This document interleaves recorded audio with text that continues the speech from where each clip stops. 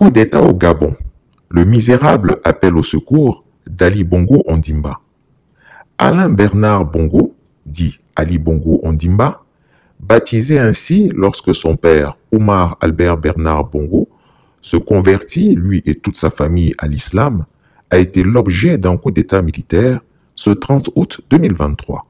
Ce jour, 30 août 2023, nous, forces de défense et de sécurité, réunis au sein du Comité pour la transition et la restauration des institutions, CTRI, au nom du peuple gabonais et garant de la protection des institutions, avons décidé de défendre la paix en mettant fin au régime en place.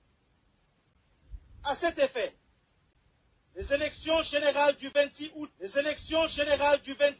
2023, ainsi que les résultats tronqués, sont annulés. Les frontières sont fermées jusqu'à nouvel ordre. Toutes les institutions de la République sont dissoutes, notamment le gouvernement, le Sénat, l'Assemblée nationale, la Cour constitutionnelle, le Conseil économique, social et environnemental, le Conseil gabonais des élections. Nous appelons la population, les communautés des pays frères installés au Gabon, ainsi que les Gabonais de la diaspora, au calme et à la sérénité. Nous réaffirmons notre attachement au respect des engagements du Gabon vis-à-vis de la communauté nationale et internationale. Peuple gabonais, c'est enfin notre essor vers la félicité. Que Dieu et les mânes de nos ancêtres bénissent le Gabon.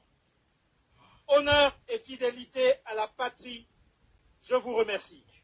Cet homme, qui a reçu le Gabon en héritage en 2009 et qui l'a dirigé avec arrogance et prétention absolue, fait peine à voir aujourd'hui.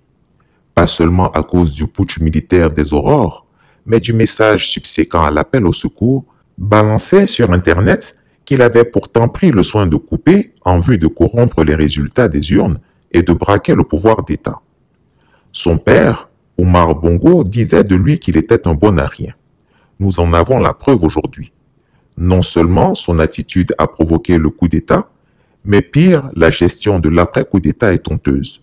Le message pathétique qu'il a cru bon d'adresser à ses amis à travers le monde, dit-il, restera pour longtemps dans les annales de l'histoire. Dans un anglais moyen, mais nettement mieux que celui d'Alassane Ouattara, il a lancé un misérable appel au secours. Tremblotant, la boule au ventre et le trémolo des barytons dans la voix, il déclara ceci.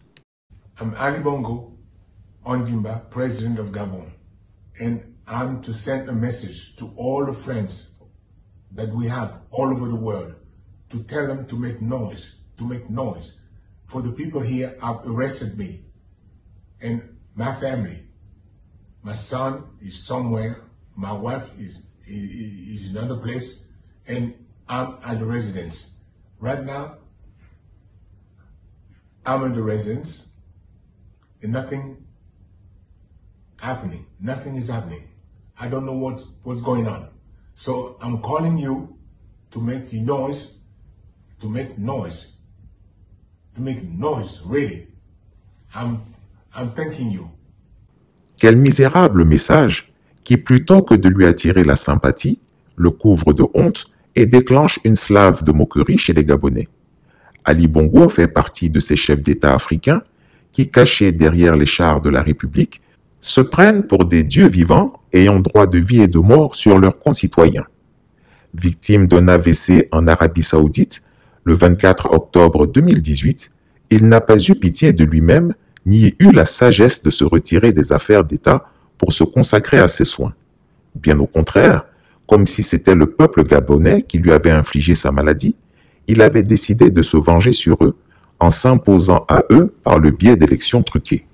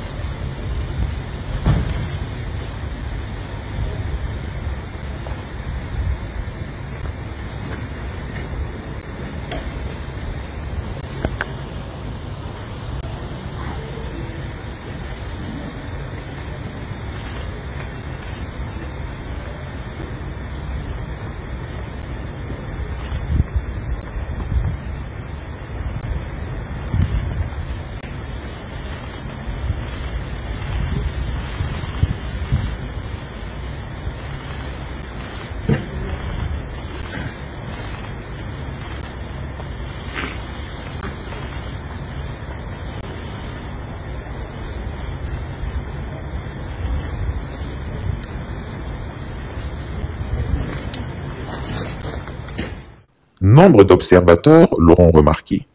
Ali Bongo a choisi de lancer son appel au secours en anglais. Curieux, quand on sait que la langue officielle jusqu'à ce jour du Gabon est bien le français. Personne n'est dupe. C'est une façon subtile pour l'impotent Bongo de dire qu'il soupçonne la France d'être derrière ce coup d'État et donc il fait appel à ses amis anglais du Commonwealth. En tout cas, dans ce méli-mélo de « je t'aime moi non plus », la posture de la France semble ambiguë. Remarquez bien qu'ici, les colons ne se contentent que d'une condamnation de principe. Nulle part, il n'est fait allusion à une possible attaque militaire pour libérer le pauvre et courageux Ali Bongo. Comment ne pas faire le parallèle avec le cas du Niger et constater le deux poids deux mesures de la politique française? L'hypocrisie de la France saute aux yeux. Cet homme, Ali Bongo, qui veut qu'on ait pitié de lui aujourd'hui, a dirigé le Gabon d'une main de fer en tuant et en massacrant sans pitié sa propre population. En 2009, lors de son coup d'État civil, ce sont une quinzaine de Gabonais qui ont péri. Lors du coup d'État avorté en 2019, ce sont 12 soldats qui ont été exécutés par ses troupes. Que dire ou penser de la mort mystérieuse de l'opposant André Mbaobam? Franchement, Ali Bongo aurait pu nous épargner ce triste spectacle. Cet appel au secours, qui le rend encore plus ridicule, n'est qu'une autre idiotie de plus de cet enfant gâté, de ce fils à papa qu'il n'a jamais cessé d'être. Ceci doit être une leçon pour Alassane Ouattara, le dictateur des lagunes, qui chaque jour nargue les Ivoiriens en disant qu'il est imbasoumable. Pourtant, chaque coup d'État est unique dans son modus operandi. Pour l'heure, j'imagine que sa diarrhée a repris. Qui vivra verra. National et international que M. Ali Bongo Ondimba est gardé en résidence surveillée. Il est entouré de sa famille et de ses médecins. Les personnes dont les noms suivent sont arrêtées notamment pour haute trahison contre les institutions de l'État, détournement massif des deniers publics, malversation financière internationale en bande organisée, faux et usage de faux, falsification de la signature du président de la République, corruption active, trafic de stupéfiants. Il s'agit de Noureddine Bongo Valentin, Yann Ghislain Ngoulou, Mohamed Ali Saliou, Abdul Hosseini, Jesse Ella Ekoga, Steve Nzeko Dieko, Syriac Vouranjali. Une enquête sera commise par les autorités compétentes et les concernés répondront de leurs actes. Peuple gabonais, c'est enfin notre essor vers la félicité. Que Dieu et les mains de nos ancêtres bénissent le Gabon. Honneur et fidélité à la patrie, je vous remercie.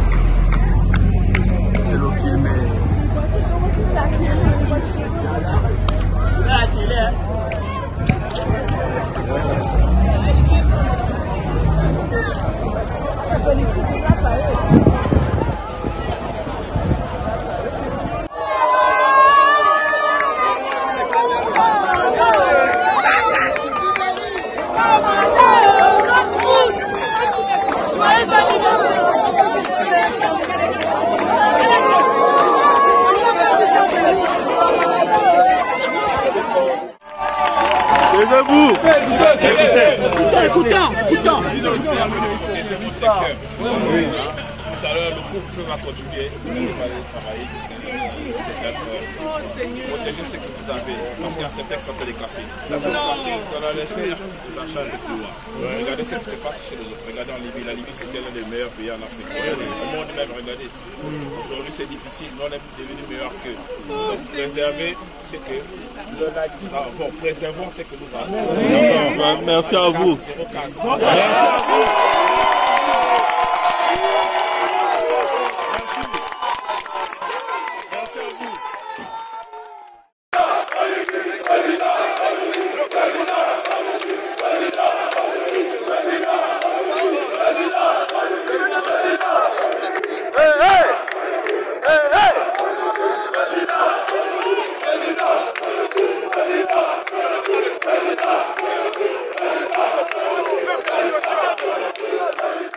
Chris Yapi ne ment pas. Retrouvez Chris Yapi sur ses deux chaînes YouTube, sa chaîne Dailymotion, Instagram et VK.